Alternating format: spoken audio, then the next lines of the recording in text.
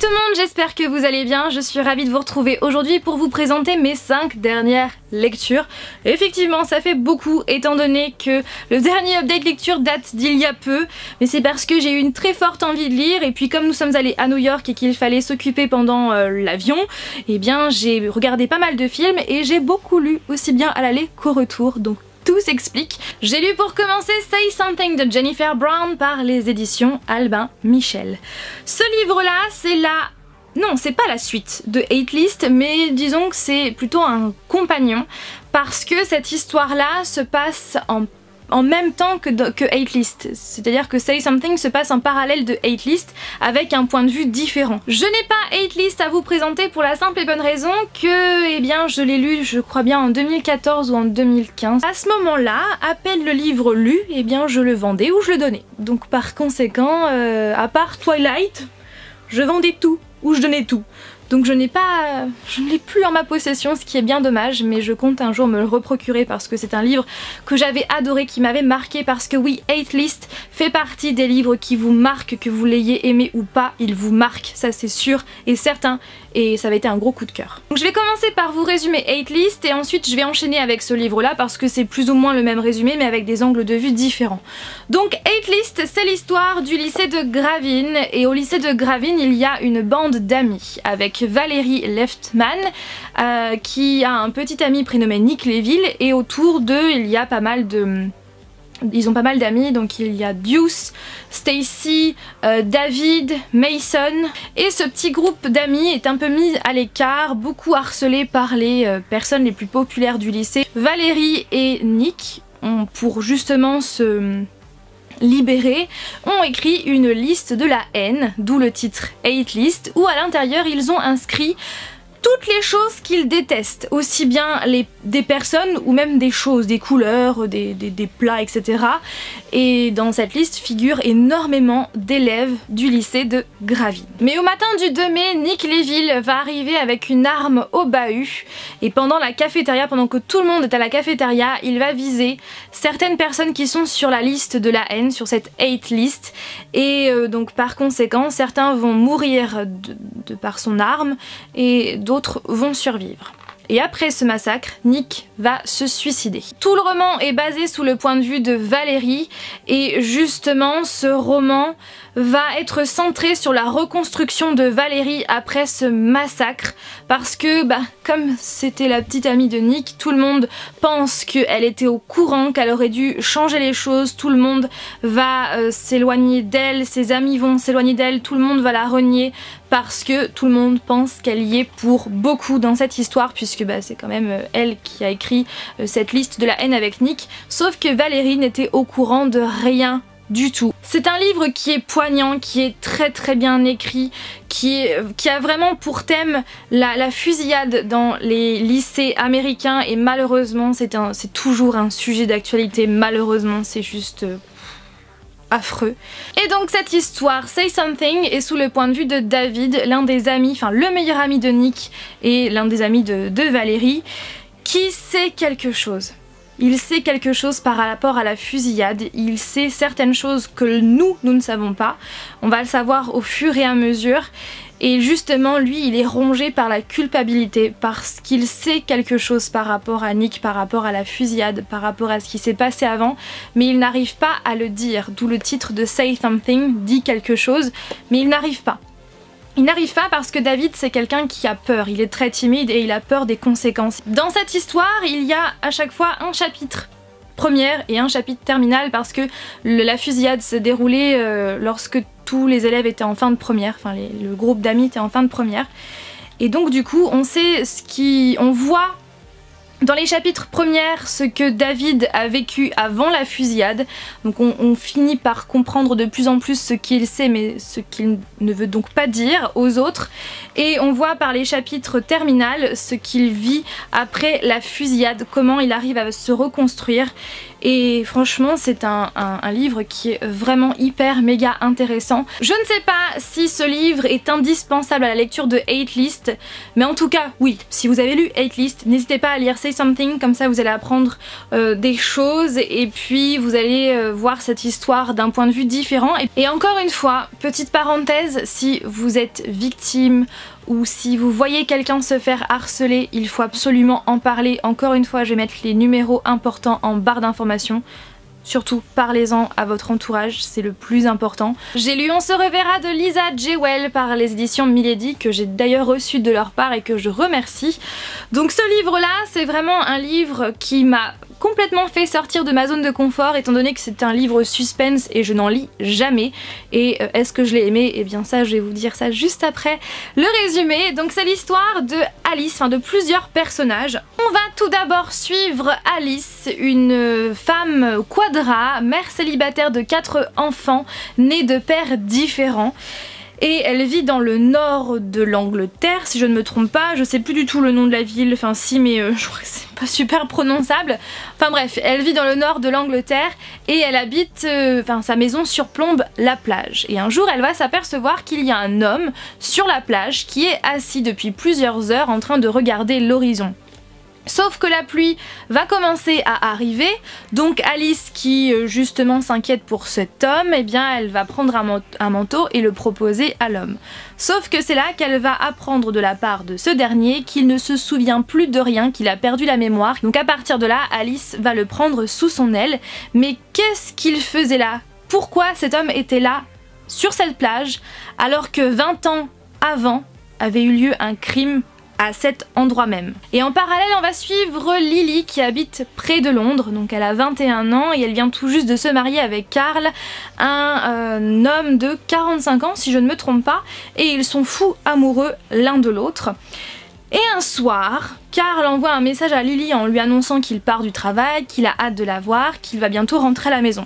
Sauf que les heures passent et personne n'arrive à la maison.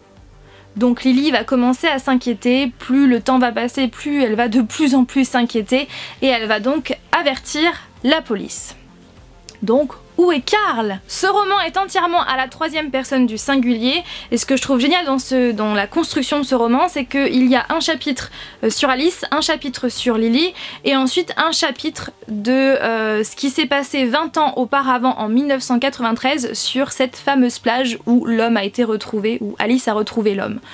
Voilà, et je trouve que c'est vraiment une super construction et à la fin tout se recoupe et ce qui est génial c'est que tout au long du livre on s'imagine des choses et en fait c'est pas la bonne chose et la fin est juste incroyable, je ne m'y attendais pas et enfin un petit peu mais non. C'est marqué un roman haletant au suspense maîtrisé, c'est vraiment ça du début jusqu'à la fin. J'ai lu L'étrange bibliothèque par Haruki Murakami par les éditions 10-18, alors je ne sais pas si vous vous souvenez mais j'avais eu ce livre là dans une box que j'avais acheté sur Paris. Box qui ne m'avait pas spécialement beaucoup emballé, je vous mettrai le lien en barre d'informations.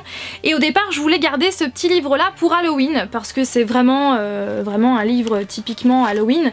Sauf que comme je voulais lire un petit livre et que c'était le seul que j'avais dans ma pile à lire, et eh bien je l'ai commencé. Et je l'ai terminé peu de temps après puisqu'il s'enchaîne, enfin il se lit très très vite puisqu'il n'a que 13 pages mais il y a beaucoup de dessins à l'intérieur. Dessins au départ que je trouvais originaux mais en fin de compte ouais non, enfin sympa mais non en fait j'accroche pas finalement avec les dessins.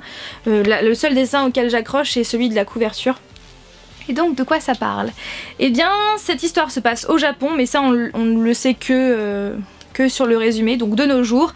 Un jeune garçon dont on ne connaît pas le prénom va rendre ses livres à la bibliothèque mais de toute façon il n'a aucun souci à se faire puisqu'à chaque fois il rend toujours ses livres à l'heure et donc c'est le cas pour cette fois-là, encore une fois.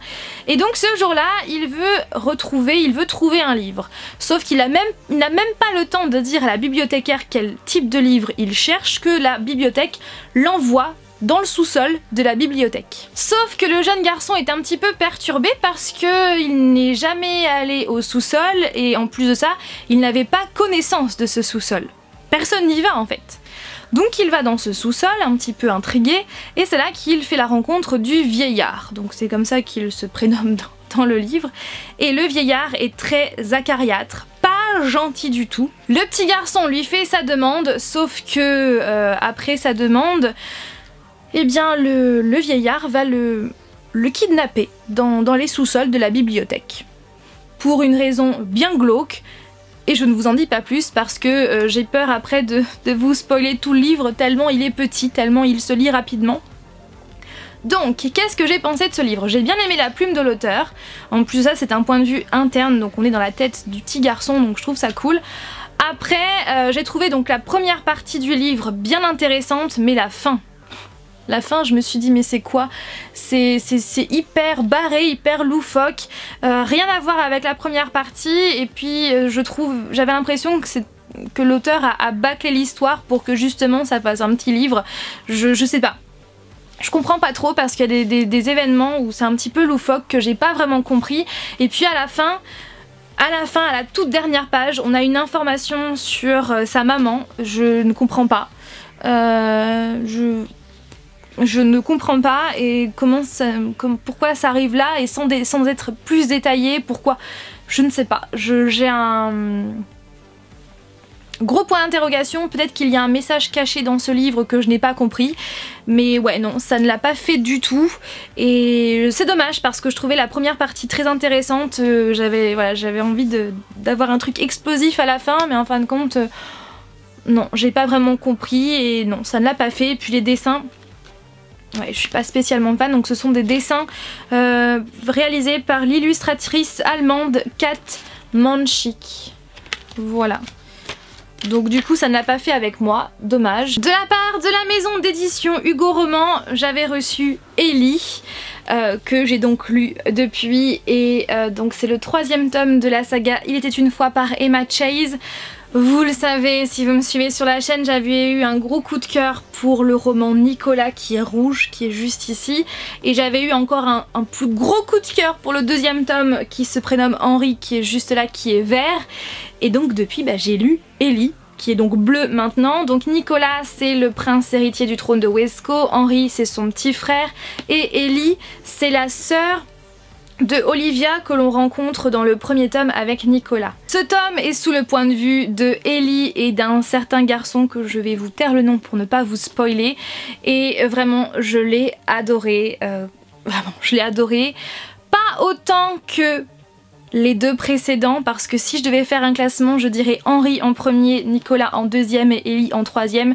Pourquoi Henri en premier? Je pense que cela va de soi parce que Henri c'est le haut level, parce que j'avais eu un énorme coup de cœur pour ce gars, et puis l'histoire Sarah, Henri, deux personnes qui ont un caractère complètement opposé. J'ai trouvé cette histoire tellement belle, tellement géniale que ouais, Henri est vraiment en premier.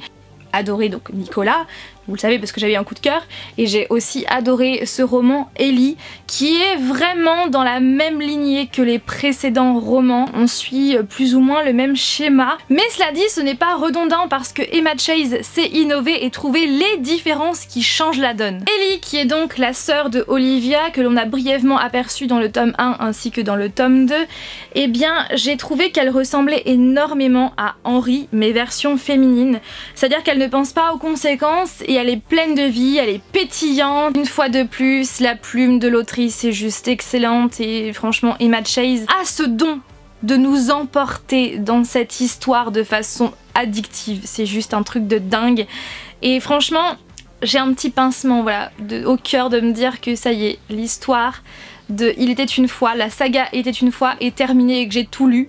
Je suis un petit peu nostalgique, voire même beaucoup. Franchement, gros coup de cœur pour cette saga, et je peux vous l'avouer maintenant, cette saga est au même niveau que Driven de Kay Bromberg, qui est ma saga romance préférée. Et bien maintenant je peux vous dire que la saga Il était une fois est au même niveau que Driven. Et pour terminer, le gros coup de cœur de cette vidéo, c'est Autobiographie par Christina Lauren, que j'ai reçu de la part des éditions Hugo Roman, que je remercie. Et en plus de ça, je l'avais reçu avec une dédicace, donc c'était juste trop bien. Et cette histoire, donc Christina Lauren d'abord. Christina Lauren, ce n'est pas une autrice mais deux autrices, Christina Hobbs et Lauren Billing, que j'avais découvert dans Beautiful Bastard, puisque j'avais lu le 1er tome il y a de ça plusieurs années maintenant, et je ne sais plus pour quelle raison je n'avais pas continué. J'ai envie de vous lire le résumé. Je sais que d'habitude je fais toujours mes résumés à moi, mais je l'aime beaucoup ce résumé, donc je vais vous le lire. Lorsque la famille de Tanner Scott quitte la Californie pour le plus traditionnel état de l'Utah, le jeune homme se rend à l'évidence. Il va falloir rentrer dans le placard à nouveau. Après tout, il ne lui reste plus qu'un semestre à tirer avant la liberté. Comprendre, donc entre parenthèses, fuir ce patelin dès que possible. C'est alors que sa meilleure amie Autumn lui lance un défi, un programme où les étudiants ont 4 mois pour rédiger un roman. Challenge accepté. Et Tanner ne regrette pas son choix. Il ne lui a fallu que quelques secondes pour repérer Sebastian Brother, le petit prodige, et accessoirement Mormon qui a remporté le séminaire haut la main l'année passée. Et quelques semaines pour tomber éperdument amoureux de lui. Énorme coup de cœur pour ce roman LGBT qui est vraiment un ascenseur émotionnel du début jusqu'à la fin. Et donc ce roman parle d'homosexualité, un sujet hyper important qui est malheureusement un sujet tabou, qui reste tabou, et je ne comprends pas parce que l'homosexualité c'est normal au même titre qu'être hétérosexuel, et je trouve ça bien qu'il y ait ce genre de lecture. C'est vraiment une très belle lecture. Ce roman est vraiment une recherche d'identité par le biais du premier amour, en essayant d'aller à l'encontre de la morale et de ses barrières, et c'est vraiment... Les personnages de Tanner et Sebastian sont tellement opposés mais tellement bouleversants, tellement attachants à la fois. C'est doux, c'est crédible, addictif, touchant, bouleversant, très riche en émotions, et la plume des deux autrices est juste vraiment fluide, facile à lire. On n'a pas du tout l'impression en fait que ce livre a été écrit par deux autrices, parce qu'on a l'impression au contraire qu'il n'y a qu'une seule écriture, parce qu'on n'arrive pas à différencier, enfin du moins pour moi je n'arrive pas à différencier les deux plumes des deux autrices. Sur ce, j'espère que ma vidéo vous a plu. Comme toujours, n'hésitez pas à réagir en commentaire. Je vous fais tout plein de bisous et je vous dis à mercredi prochain pour une nouvelle vidéo. Bye!